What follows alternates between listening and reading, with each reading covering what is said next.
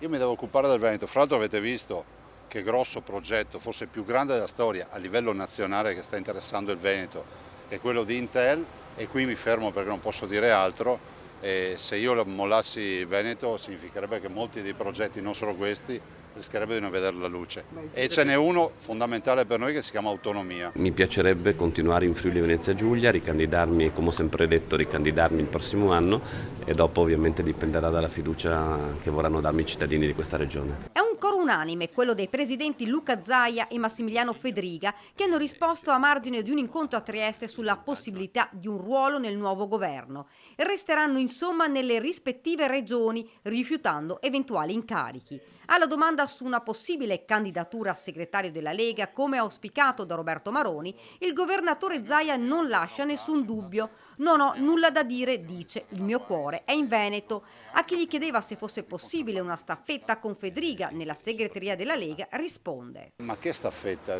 Massimiliano è un bravissimo governatore, io spero, ma so che lo vuol fare, che si candidi ancora, ci sarà la sua candidatura e ci sarà un'altra occasione di governo, diciamo, da parte di una persona per bene di questa magnifica regione. Anche il Partito Democratico si prepara ad analizzare il voto, sicuramente deludente. Andrea Martella, segretario regionale sul congresso che dovrà eleggere il nuovo leader, ironizza: non siamo solo noi. Intanto è una notizia, se sarà vera, che anche gli altri partiti come la Lega faranno un congresso. Noi siamo abituati, come sempre, a confrontarci nel merito sull'esito dei risultati elettorali. Non c'è dubbio che nazionalmente questo nostro risultato sia stata una sconfitta.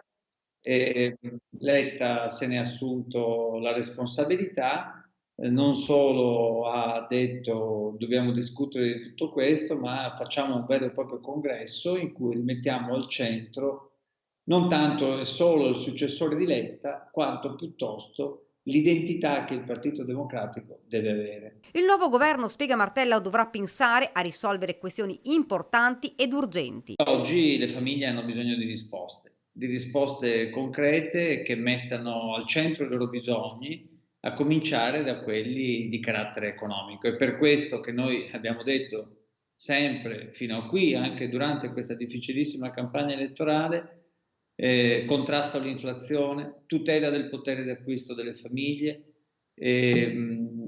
capacità di abbassare i costi delle bollette e di aiutare tutte quelle persone che stanno vivendo in una situazione di difficoltà.